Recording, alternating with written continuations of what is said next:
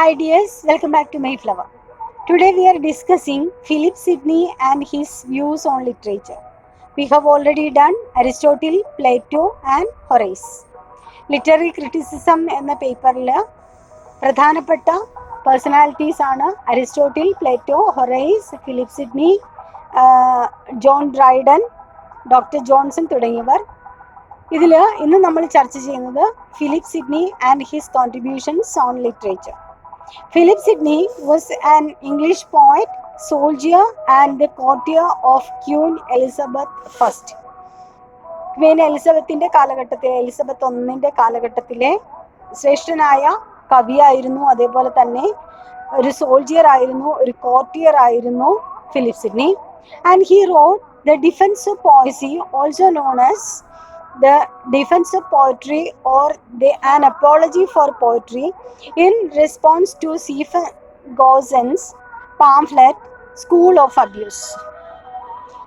Stephen Gosson എഴുതിയ school of abuse എന്ന ഒരു പാംഫ്ലെറ്റ്, ഒരു ലേഖനത്തിന് അതിൻ്റെ പ്രതികരണം എന്ന നിലയിലാണ് Philip Sidney defence of poesy അല്ലെങ്കിൽ ഡിഫൻസ് ഓഫ് പോയട്രി അല്ലെങ്കിൽ ആൻ അപ്പോളജി ഫോർ പോയട്രി, ഈ പേരുകളിലൊക്കെ അറിയപ്പെടുന്ന ഈ ബുക്ക് അദ്ദേഹം എഴുതുന്നത് സ്റ്റീഫൻ ഗോസിൻ്റെ സ്കൂൾ ഓഫ് അബ്യൂസ് എന്ന പുസ്തകത്തിന് ഒരു മറുപടി എന്ന നിലയിലാണ്.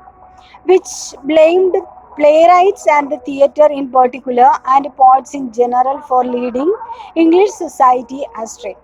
ഈ സ്റ്റീഫൻ ഗോസൻ അദ്ദേഹത്തിൻ്റെ സ്കൂൾ ഓഫ് അബ്യൂസ് എന്ന ഈ പുസ്തകത്തിൽ പ്ലേറൈറ്റുകളെ, നാടകകൃത്തുക്കളെയും നാടകത്തെയും പ്രത്യേകിച്ചും അതേപോലെ തന്നെ കവികളെ ജനറലായിട്ടും കുറ്റപ്പെടുത്തി. അതായത് ഇംഗ്ലീഷ് സമൂഹത്തെ തെറ്റായ വഴിയിലേക്ക് നയിക്കുന്നു കവികളും അതേപോലെ നാടകകൃത്തുക്കളും എന്ന് വാദിച്ചുകൊണ്ട് സ്റ്റീഫൻ ഗോസൻ ഒരു പുസ്തകം ഇറക്കിയ പുസ്തകമാണ് സ്കൂൾ ഓഫ് അബ്യൂസ്. അതിനെതിരെ അതിൻ്റെ പ്രതികരണം എന്ന നിലയിലാണ് ഡിഫൻസ് ഓഫ് പോയട്രി അല്ലെങ്കിൽ ഡിഫൻസ് ഓഫ് പോയസി എന്ന ഈ പുസ്തകം ഫിലിപ്പ് സിഡ്നി എഴുതുന്നത്. Gossin dedicated the pamphlet to Sidney without asking his permission. ഇതിന് മറ്റൊരു വശം കൂടിയുണ്ട്. അതായത് ഈ Stephen Gosens school of abuse എന്ന പുസ്തകം ഡെഡിക്കേറ്റ് ചെയ്തത് ഫിലിപ്പ് സിഡ്നിക്കാണ്. പക്ഷേ അദ്ദേഹത്തിൻ്റെ പെർമിഷൻ എടുക്കാതെയാണ്, ഫിലിപ്പ് സിഡ്നിയോട് ചോദിക്കാതെ അദ്ദേഹത്തിന് ഒരു ഡെഡിക്കേഷൻ എന്ന നിലയിലാണ് ഈ പുസ്തകം അദ്ദേഹം പബ്ലിഷ് ചെയ്യുന്നത്. And Gossen's work is a pleasant invective against poets, pipers, players, jesters and such like caterpillars of a commonwealth, and it denounces the poet as the fathers of lies. ഈ പുസ്തകം എഴുത്തുകാർക്ക് അതേപോലെ തന്നെ കവികൾ അങ്ങനെയുള്ള എല്ലാ ആളുകൾക്കും വേണ്ടി ഡെഡിക്കേറ്റ് ചെയ്യുന്നു എന്ന രീതിയിലേക്ക് എഴുതി. അതേപോലെ കാറ്റർപില്ലേഴ്സ് എന്നുള്ള രീതിയിലാണ്. അതായത് ഈ പുസ്തകം എല്ലാവർക്കും ഇങ്ങനെയുള്ള സമൂഹത്തിലെ കൃമികീടങ്ങൾക്കെന്ന് ഉള്ള രീതിയിലാണ് ഇത് പബ്ലിഷ് ചെയ്യുന്നത്. അതോടൊപ്പം തന്നെ the book called it the fathers of lies. അതായത് പോയറ്റ്സിനെ, ദ ബുക്ക് കോൾഡ് പോയറ്റ്സ്, കവികളെ വിളിച്ചത് ദ ഫാദേഴ്സ് ഓഫ് ലൈസ് എന്നാണ്.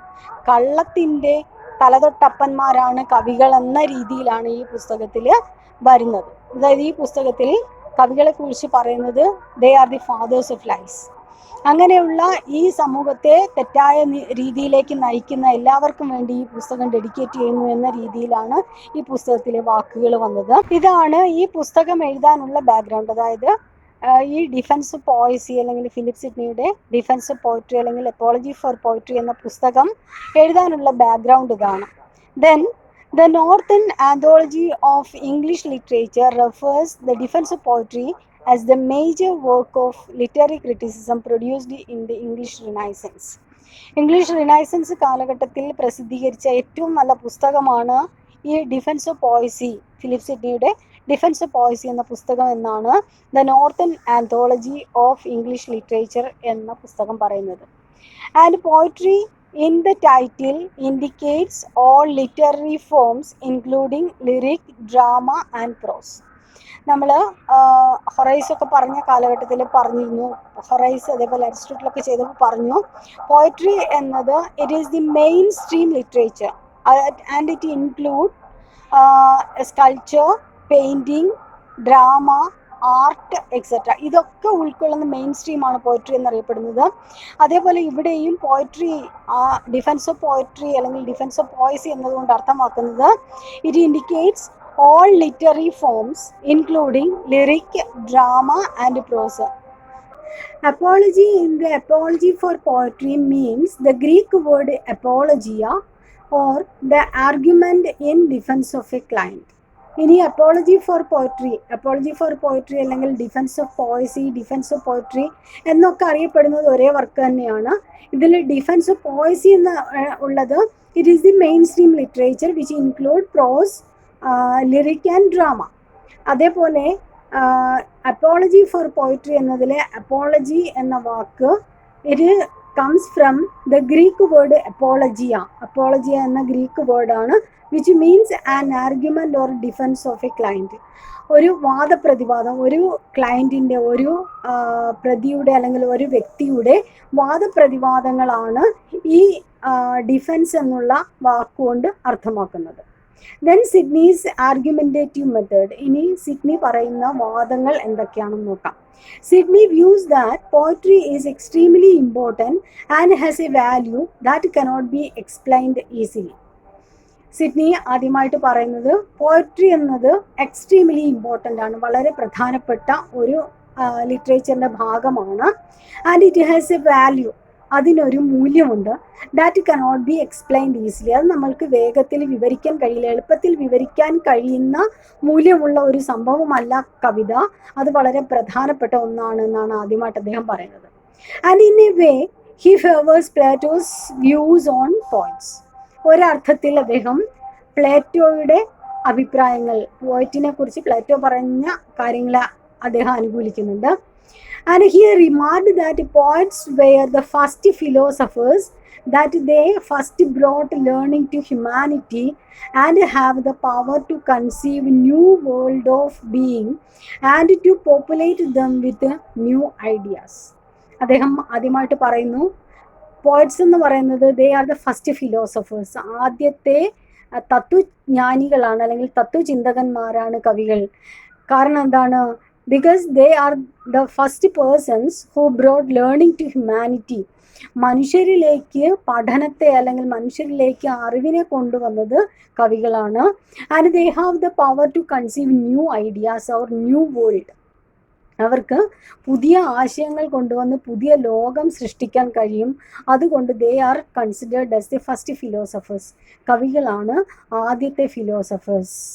According to Sidney, their golden world of possibility is superior to the brazen one of historians. Philip Sidney പറയുന്നത് കവികളുടെ ലോകം it is made of gold, സ്വർണം കൊണ്ട് നിർമ്മിച്ച ലോകം പോലെയാണ് കവികളുടെ ലോകം. ആൻഡ് ഇറ്റ് ഈസ് സുപ്പീരിയർ, അത് മേൽക്കോയ്മ ഉള്ളതാണ് അല്ലെങ്കിൽ ഏറ്റവും നല്ലതാണ്. ആരുടെ ലോകത്തേക്കാൾ? The world of or the bronze world of ഹിസ്റ്റോറിയൻസിൻ്റെ ലോകം, ചരിത്രകാരന്മാരുടെ ലോകം ബ്രോൺസ് കൊണ്ട് നിർമ്മിക്കപ്പെട്ട ലോകത്തെ പോലെയാണ്. അങ്ങനെയുള്ള ലോകത്തേക്കാൾ നല്ലതാണ് കവികളുടെ സ്വർണം കൊണ്ടുണ്ടാക്കിയ ലോകം. ദാറ്റ് മീൻസ് കവികളുടെ ലോകം എന്നത് it can be full of new ideas and it is a new world. പുതിയ ആശയങ്ങൾ കൊണ്ട് ഒരു പുതിയ ലോകമാണ് കവികളുടെ ലോകം. So it is called golden world. He defends poetry against the charge that it is composed of lies and leads one to sin. ഇനി അദ്ദേഹം പറയുന്നു കവികൾ എല്ലാവരും കള്ളന്മാരാണ്, അതേപോലെ തന്നെ കവിത പാപത്തിലേക്ക് നയിക്കുന്നു എന്നൊക്കെയുള്ള വാദങ്ങളെ അദ്ദേഹം എതിർക്കുന്നു. അതായത് നേരത്തെ പ്ലേറ്റോ ഒക്കെ പറഞ്ഞിട്ടുണ്ട് പോയറ്റ്സ് ആർ ലയേഴ്സ്, അതേപോലെ they are twice removed from reality, യാഥാർത്ഥ്യത്തിൽ നിന്നും വളരെ അകന്നു നിൽക്കുന്നത് കൊണ്ട് ഈ കവിതയ്ക്ക് യാതൊരു ബന്ധവുമില്ല, റിയാലിറ്റിയുമായിട്ട് യാതൊരു ബന്ധവുമില്ല, പറയുന്നതെല്ലാം കള്ളത്തരാണ് എന്ന് നേരത്തെ പറഞ്ഞിട്ടുണ്ട്. സോ ഇതിനെ അദ്ദേഹം എതിർക്കുകയാണ് ചെയ്യുന്നത്. അതേപോലെ തന്നെ കവിത പാപത്തിലേക്ക് നയിക്കുമെന്നുള്ളത്, അതായത് കള്ളം പറഞ്ഞ്, കള്ളത്തരം എന്ന് പറയുന്നത് പാപമാണ്, അപ്പോൾ കള്ളം പറഞ്ഞ് പാപത്തിലേക്ക് നയിക്കുന്ന കവിത മോശമാണ് എന്ന അഭിപ്രായത്തെ അദ്ദേഹം എതിർക്കുന്നു. While history and philosophy can improve man's mind, poetry is the mother of all knowledge. Philip Sidney പറയുന്നത് ചരിത്രവും അതേപോലെ തന്നെ തത്വചിന്തയും they can improve man's mind, മനുഷ്യൻ്റെ മനസ്സിനെ പരിഷ്കരിക്കാൻ അല്ലെങ്കിൽ മനുഷ്യൻ്റെ മനസ്സിനെ നന്നാക്കിയെടുക്കാൻ ചരിത്രത്തിനും തത്വചിന്തയ്ക്കും കഴിയും. പക്ഷേ poetry is the mother of all knowledge. അതിനും അപ്പുറത്തേക്ക് എല്ലാ അറിവും മനുഷ്യന് തരാൻ കവിതയ്ക്ക് സാധിക്കുമെന്നാണ് സിഡ്നി പറയുന്നത്. അതായത് കവിതയാണ് ഈ ബ്രാഞ്ചസിനേക്കാളും, എല്ലാ ബ്രാഞ്ചസ് ഓഫ് ലിറ്ററേച്ചറിനേക്കാളും ഏറ്റവും നല്ലത് എന്നാണ് അദ്ദേഹം പറയുന്നത്. Then it prepares man's mind for other kinds of learning. ഈ കവിത മനുഷ്യന്റെ മനസ്സിനെ മറ്റ് അറിവുകൾ സ്വീകരിക്കുവാൻ പ്രാപ്തമാക്കുന്നു. Then poetry is the highest form of literature, including verse, plays, philosophy and even the Bible. ഇനി കവിതയാണ് ഏറ്റവും നല്ല ഹയസ്റ്റ് ഫോം ഓഫ് ലിറ്ററേച്ചർ. ഈ സാഹിത്യത്തിലെ ഏറ്റവും ഉന്നതമായ ശാഖ കവിതയാണ്. അതായത് അതിൽ ഉൾക്കൊള്ളുന്നത് ബാക്കി വേഴ്സ്, പോയട്രി, അതേപോലെ തന്നെ പ്ലേസ്, നാടകങ്ങൾ, philosophy and even the Bible. അതേപോലെ തന്നെ ബൈബിൾ ആ കാലഘട്ടത്തിൽ, റിനൈസൻസ്, റിഫോർമേഷൻ കാലഘട്ടത്തിൽ ഏറ്റവും മൂല്യമുള്ള അല്ലെങ്കിൽ ഏറ്റവും കൂടുതൽ ആളുകളെ സ്വാധീനിച്ച ഒന്നാണ് ബൈബിൾ. അതിനേക്കാളിലും സ്വാധീനം പോയട്രിക്കുണ്ട് എന്നാണ് ഫിലിപ്പ് സിഡ്നി പറയുന്നത്. Then therefore poets must be appreciated and even elevated to higher places in society because of their contribution to society. അതുകൊണ്ട് അതായത് ഈ ഒരു ലിറ്ററേച്ചറിലെ എല്ലാ ബ്രാഞ്ചസിനേക്കാളിലും മുൻപന്തിയിൽ കവിത നിൽക്കുന്നത് കൊണ്ട് ഈ കവികളെ നമ്മൾ അംഗീകരിക്കണം. അതേപോലെ തന്നെ സമൂഹത്തിൽ അവർക്കൊരു നല്ല സ്ഥാനം കൊടുക്കണം. And poetry is not divine only because it praises gods, but most of the religious tenets, psalms and texts of God or biblical allegories are poetic in nature.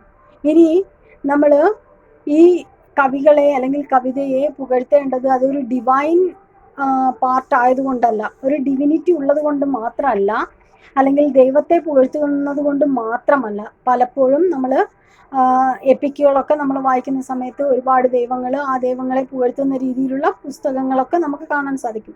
അങ്ങനെയുള്ള ലിറ്ററേച്ചറുകൾ, അങ്ങനെ ദൈവങ്ങളെ പുകഴ്ത്തുന്നത് കൊണ്ട് മാത്രമല്ല ഇത് ശ്രേഷ്ഠമായി മാറുന്നത്. മറിച്ച് ഈ ബൈബിളിലെ സാംസ്, അതായത് സങ്കീർത്തനങ്ങൾ, അതേപോലെ തന്നെ ബൈബിളിൽ പറഞ്ഞ അലിഗോറിക്കൽ സ്റ്റോറീസ്, ഇതൊക്കെ കവിതാരൂപത്തിലാണ്. അതായത് കവിതാരൂപത്തിലാണ് പല അധ്യായങ്ങളും ഉള്ളത്, ബൈബിളിലൊക്കെയുള്ള പല അധ്യായങ്ങളും ഉള്ളത്. അതുകൊണ്ട് കവിതയ്ക്ക് മനുഷ്യന്റെ മനസ്സിനെ സ്വാധീനിക്കാനുള്ള കഴിവ് കൂടുതലാണ്. Sydney then differentiates poetry, philosophy and history. ഇനി അദ്ദേഹം പോയട്രി, ഫിലോസഫി, ഹിസ്റ്ററി, ഇത് മൂന്നും തമ്മിലുള്ള വ്യത്യാസം എന്താണെന്നാണ് പറയുന്നത്. He views that philosophers and historians may defend the claim that poetry is the best suited medium to teach and transmit knowledge. അറിവ് പകരാൻ ഏറ്റവും നല്ല മാർഗം കവിതയാണ് എന്ന് പറഞ്ഞാൽ ഈ ഹിസ്റ്റോറിയൻസും അതേപോലെ തന്നെ ഫിലോസഫേഴ്സും ഒരു പക്ഷേ എതിർക്കുമായിരിക്കാം. നേരത്തെ നമ്മൾ പറഞ്ഞു it is the highest form to transform knowledge. മനുഷ്യ മനസ്സിലേക്ക് അറിവ് പകരാൻ ഏറ്റവും നല്ല മാർഗം കവിതയാണെന്ന് പറഞ്ഞു. പക്ഷെ അങ്ങനെ പറഞ്ഞാൽ ഈ ഹിസ്റ്റോറിയൻസും അതേപോലെ തന്നെ ഫിലോസഫേഴ്സും ഇതിനെ എതിർക്കുമായിരിക്കും. പക്ഷേ poetry is the best suited medium to teach and transmit knowledge. പക്ഷേ സിഡ്നി പറയുന്നു this form of literature, that is poetry, is the best medium to transmit knowledge. Poetry has the power to unite them in a peaceful manner. കാരണം കവിതയ്ക്ക് എന്തുണ്ട്? they can unite, they have the power to unite everything into a whole in a peaceful manner. എല്ലാത്തിനെയും ഒത്തൊരുമയോടുകൂടി സമാധാനപരമായി കൊണ്ടുപോകുവാൻ കവിതയ്ക്ക് കഴിയും. and poetry can teach lessons based on history. ചരിത്രത്തെ അടിസ്ഥാനമാക്കിയുള്ള പാഠങ്ങൾ പറഞ്ഞു തരാൻ കവിതയ്ക്ക് കഴിയും. And can use it to convey how man should be than how man is. മനുഷ്യൻ എങ്ങനെയാകണം എന്നത് ഈ ചരിത്രത്തിലെ കഥകളിലൂടെ കവിതയ്ക്ക് പറഞ്ഞു തരാൻ സാധിക്കും. മനുഷ്യൻ അങ്ങനെ ആയിരുന്നു അല്ലെങ്കിൽ മനുഷ്യൻ അങ്ങനെയാണ് എന്നല്ല, ചരിത്രത്തിൽ പറയുന്നത് മനുഷ്യൻ അങ്ങനെയാണ്, മനുഷ്യൻ അങ്ങനെ ആയിരുന്നു എന്നാണ്. അങ്ങനെയല്ല, മനുഷ്യൻ ഈ പാഠങ്ങൾ ഉൾക്കൊണ്ടുകൊണ്ട് മനുഷ്യൻ എങ്ങനെയാകണമെന്ന് കവിതയിലൂടെ നമുക്ക് പഠിപ്പിച്ച് തരാൻ കഴിയും. അതായത് ചരിത്രത്തിൻ്റെ പിൻബലത്തിൽ കവിതയിലൂടെ നമുക്ക് പഠിപ്പിച്ചു തരാൻ കഴിയും എങ്ങനെ ഒരു മനുഷ്യനായിരിക്കണമെന്നത്. അതായത് ഈ മനുഷ്യൻ്റെ ചരിത്രത്തിലുള്ള ഈ വ്യക്തിയുടെ പോരായ്മകൾ ചൂണ്ടിക്കാണിച്ചിട്ട് ഇനിയുള്ള മനുഷ്യൻ അങ്ങനെ ആകാൻ പാടില്ല, ഇങ്ങനെ ആകണമെന്ന് പറഞ്ഞു തരാൻ കവിതയ്ക്ക് കഴിയും. So all these powers can be United in poetry. കവിതയിൽ നമുക്ക് ഈ ഒരു യൂണിറ്റി നമുക്ക് കാണാൻ സാധിക്കും. History can provide only one view, but poetry offers A range of views and choices. ഇനി ചരിത്രത്തിന് ഒരൊറ്റ കോൺസെപ്റ്റ് അല്ലെങ്കിൽ ഒരൊറ്റ കാഴ്ചപ്പാട് മാത്രമേ നമുക്ക് തരാൻ സാധിക്കുകയുള്ളൂ. അതേസമയം കവിതയ്ക്ക് പല തരത്തിൽ അല്ലെങ്കിൽ പല രീതിയിൽ നമുക്ക് എക്സ്പ്ലെയിൻ ചെയ്ത് തരാൻ സാധിക്കും. It gives a sense of freedom to the individuals. വ്യക്തികൾക്ക് വ്യക്തി സ്വാതന്ത്ര്യം ലഭിക്കുന്നത് കവിതയിൽ നിന്നാണ്. അതേസമയം ചരിത്രത്തിൽ ആ ചരിത്രത്തിൻ്റെ ബാക്ക്ഗ്രൗണ്ടിൽ നിന്ന് മാത്രമേ നമുക്ക് സംസാരിക്കാൻ കഴിയുള്ളൂ, അല്ലെങ്കിൽ ആ ഒരു കാഴ്ചപ്പാട് മാത്രമേ തരാൻ സാധിക്കുകയുള്ളൂ. അതേസമയം പോയട്രിക്ക് നമ്മളുടേതായ രീതിയിൽ ഇൻ്റർപ്രിട്ടേഷൻ നടത്താൻ സാധിക്കും. It can express emotions and feelings. നമ്മളുടെ വികാരങ്ങളും വിചാരങ്ങളും പ്രകടിപ്പിക്കാൻ കവിതയിലൂടെ സാധിക്കും. It helps us to study the core of humanity and the world of human beings. മനുഷ്യൻ്റെ വികാരങ്ങളും വിചാരങ്ങളും ഒക്കെ പ്രകടിപ്പിക്കാൻ കവിതയിലൂടെ സാധിക്കും. അതോടൊപ്പം തന്നെ മനുഷ്യൻ്റെ അന്തസത്ത വെളിപ്പെടുത്താൻ കവിതയിലൂടെ കഴിയും. അങ്ങനെ മനുഷ്യൻ്റെ ലോകം തന്നെ വെളിപ്പെടാൻ കവിതയിലൂടെ സാധിക്കും. And it will never prejudice the readers thoughts. മനുഷ്യൻ്റെ ചിന്തകൾക്ക് ഒരിക്കലും മുൻവിധി കവിതയിലില്ല. അതായത് നമുക്ക് ഇൻ്റർപ്രറ്റ് ചെയ്യാം, എങ്ങനെ വേണമെങ്കിലും കവിതയെ നമുക്ക് വ്യാഖ്യാനിക്കാം. Thus poetry is superior to other disciplines. അങ്ങനെ നേരത്തെ പറഞ്ഞു, ചരിത്രം, അതേപോലെ തന്നെ ഫിലോസഫി, തത്വചിന്ത, ഇവയേക്കാളൊക്കെ ശ്രേഷ്ഠം കവിത തന്നെയാണ് എന്ന് അദ്ദേഹം സമർത്ഥിക്കുന്നു. The world of poetry is the epitome of all historians, mythologies and philosophies. ഇനി ഈ കവിതാ ലോകമെന്നത് ചരിത്രത്തിൻ്റെയും നിഗൂഢതകളുടെയും തത്വചിന്തയുടെയും ഒക്കെ ഒരു ആകത്തുകയാണ് കവിത. All the classical epics are written in verse form. അതോടൊപ്പം തന്നെ എല്ലാ ക്ലാസിക്കൽ കൃതികളും, ഗ്രീക്ക്, ലാറ്റിൻ ഭാഷയിൽ എഴുതപ്പെട്ട ഒട്ടുമിക്ക കൃതികളും വേഴ്സ് ഫോമിലാണ്, കവിതാ രീതിയിലാണ് എഴുതപ്പെട്ടിട്ടുള്ളത്. Sidney recalls 3 great Greek poets and writers, Musaeus, Homer and Hesiod, as the earliest leaders and fathers of Greek imaginative literature. Greek imaginative ലിറ്ററേച്ചറിൻ്റെ പിതാക്കന്മാർ എന്ന് അദ്ദേഹം സിഡ്നി കരുതുന്ന 3 പേർ ആരൊക്കെയാണ്? Musaeus, Homer and Hesiod. And poetry will continue its tradition and is able to stand the test of time.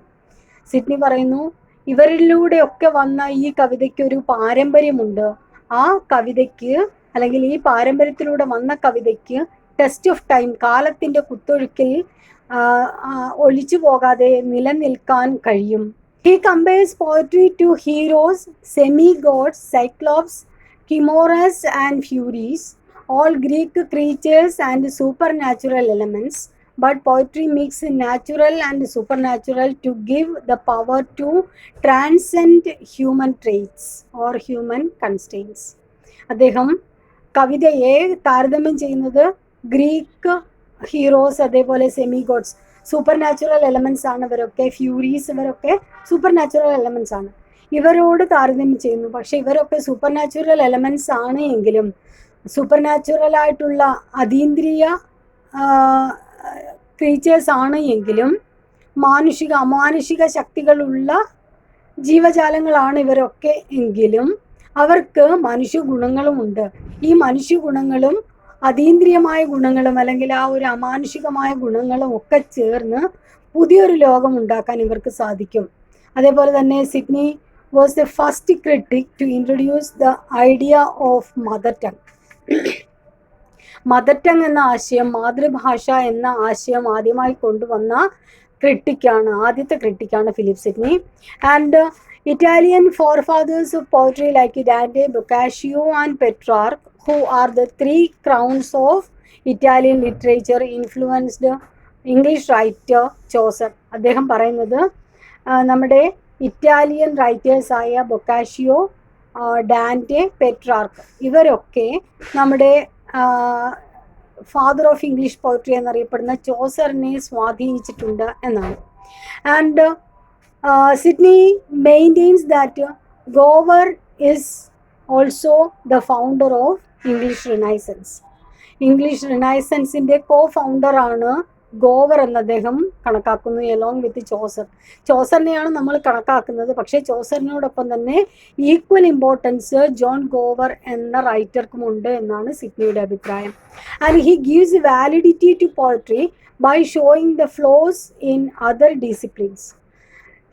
ഈ കവിതയിലെ പ്രാധാന്യം കാണിക്കുന്നത് മറ്റ് ഡിസിപ്ലിൻസിന്, മറ്റ് ബ്രാഞ്ചസിനുള്ള, നമ്മൾ നേരത്തെ പറഞ്ഞു മറ്റേ എന്താണ് ഡ്രാമ, വേഴ്സ് ഫോം, ഫിലോസഫി, അതേപോലെ തന്നെ ഹിസ്റ്ററി, ഇവയ്ക്കൊക്കെയുള്ള പോരായ്മകളിൽ നിന്നും കുറേ ഗുണങ്ങൾ കവിതയ്ക്കുണ്ട്. അത് ചൂണ്ടിക്കാണിച്ചിട്ട് കവിതയാണ് ഏറ്റവും വലുത്, ഏറ്റവും നല്ലതെന്ന് അദ്ദേഹം തെളിയിക്കുന്നു. Poetry affects nature while in the other subjects nature affects everything around it. കവിതയിൽ പ്രകൃതിയാണ് സ്വാധീനം ചെലുത്തുന്നത്, അതേസമയം ഈ പറഞ്ഞ മറ്റ് ബ്രാഞ്ചസിൽ, മറ്റ് ഡിസിപ്ലിൻസിൽ പ്രകൃതി അവയ്ക്ക് ചുറ്റുമുള്ളവയ്ക്കാണ് സ്വാധീനം കൊടുക്കുന്നത്. അതായത് പ്രകൃതി തന്നെ നേരിട്ട് സ്വാധീനമാണ് കവിതയിലുള്ളത്, പക്ഷേ പ്രകൃതി മറ്റുള്ളവയ്ക്ക് സ്വാധീനം കൊടുത്തിട്ട് ആ സ്വാധീനമാണ് ഈ ഹിസ്റ്ററിയിലും അതേപോലെ തന്നെ ഫിലോസഫിയിലൊക്കെ കാണുന്നത്. ആ ഒരു നേച്ചറിൻ്റെ ഡയറക്റ്റ് ഇൻഫ്ലുവൻസ് നമുക്ക് ഈ ഫിലോസഫിയിലോ അല്ലെങ്കിൽ ചരിത്രത്തിലോ ഒന്നും കാണാൻ സാധിക്കില്ല. ആ പ്രകൃതി അതുപോലെ തന്നെ ഒപ്പിയെടുത്ത ആ ഒരു കാഴ്ചപ്പാട് നമുക്ക് കവിതയിൽ മാത്രമേ കാണാൻ സാധിക്കുകയുള്ളൂ. And he alludes to poetry as nature's golden age. അതുകൊണ്ട് അദ്ദേഹം കവിതയെ പറയുന്നത് it is nature's golden age. കവിത അല്ലെങ്കിൽ ഈ പ്രകൃതി എന്നത്, കവിത എന്നത് പ്രകൃതിയുടെ ഗോൾഡൻ ഏജ് ആണ്, സുവർണ കാലഘട്ടമാണ്, അല്ലെങ്കിൽ ആ ഒരു സ്വർണ്ണ പ്രപഞ്ചമാണ് കവിത എന്നാണ് അദ്ദേഹം പറയുന്നത്. ഫിലിപ്പ് സിഡ്നി സാധാരണ ചോദിക്കുന്നതാണ്, എക്സാമിന് ചോദിക്കുന്നത്. അതിൽ പ്രധാനപ്പെട്ടത് അദ്ദേഹത്തിൻ്റെ സിഡ്നീസ് കോൺസെപ്റ്റ്സ് ഓൺ പോയട്രി, കവിതയെക്കുറിച്ച് അദ്ദേഹത്തിൻ്റെ കാഴ്ചപ്പാട്, അതേപോലെ തന്നെ how Sydney differentiates poetry, history and philosophy.